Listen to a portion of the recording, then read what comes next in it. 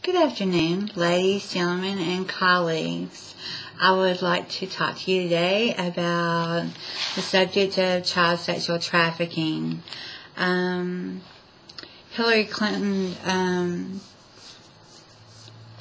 estimated there's 27 million children and women, that's boys and girls, that are victims of child sexual trafficking at the moment.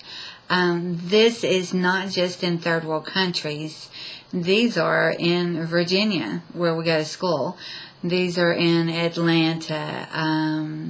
Atlanta is the largest hub of sexual trafficking, and from there, children and women are sold into forced prostitution. And so when you say a prostitute, it is not always something that she wanted to do. I was in the bathroom the other day at a gas station, and they now have these little stickers inside the door of the stalls, and it's very small, and it has the trafficking hotline stickers that are right inside the door. So if the girl can get a loan just to go to the bathroom, she can get that number, and if she can get to a phone or sneak and use a phone, then she can actually get help and get rescued. There were a couple other things. Truckers Against Trafficking. They have the truckers up and down the interstates have now formed a website that you can go onto and listen, and they tell the stories of parking for overnight when they're on long hauls, and being at the truck stops, and cars pulling up, Lincolns and Navigators pulling up, and 10 to 12 underage girls getting out and knocking on each door of the truck and ask them if they want company. And there is someone always watching them, so they can never get away. And usually the girl that's been there the longest, she's the one who keeps control over the newer girls, which they call themselves the wife-in-law. It's a very sad thing.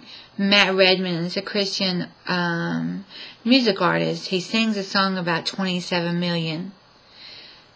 That's a statistic, and we can do something about it. We can raise our voices as Christians. We can't stand by and be silent. That's what happened at the Holocaust, and we definitely don't want another Holocaust. I believe the number on the Holocaust that was accounted for was 6 million. We're talking 27 million. These are the children that are going to be our presidents.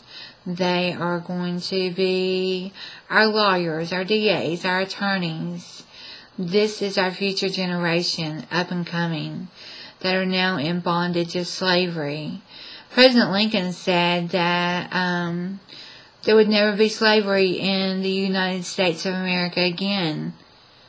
And there is slavery. There's not only child sexual trafficking, there is forced labor camps into where people are forced, like your landscape, your roofers, even kitchen help and domestic help. This is called domestic trafficking. IJM is International Justice Mission. It is based out of Atlanta, but it is worldwide. And they risk their lives and go into situations and rescue these young children. Now, I say young children because the average age is 9 years old. At 13, they're too old to be used, and they are discarded. What I mean by discarded is they're exterminated. They are put to death, or I don't know. They just cease to exist. I guess if I were to try to say it very nicely. I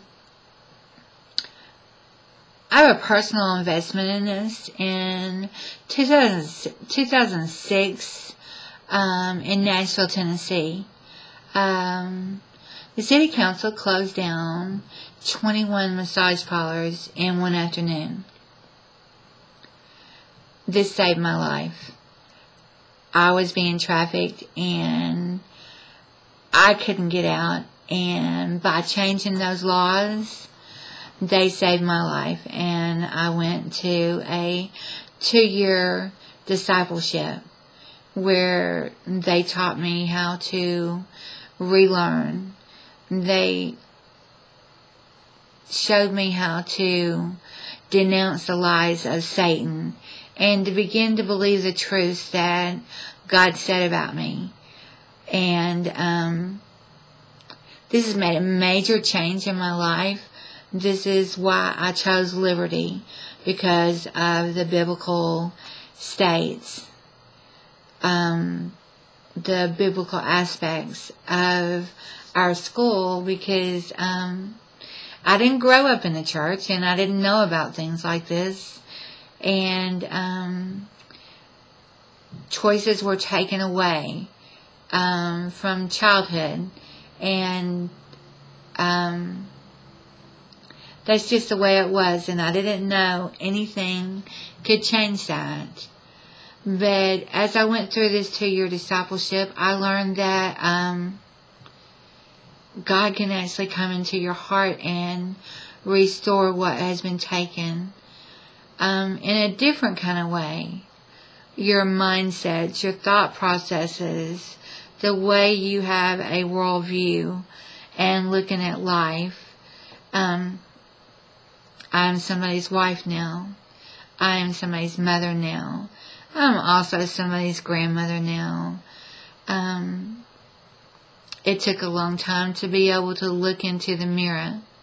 But if we will look around and find some kind of way to make a 12-month residential place where these children and women can have a platform for God to bring His loving, healing touch to their hearts and their minds and their bodies, and teach them different life skills, they have a chance.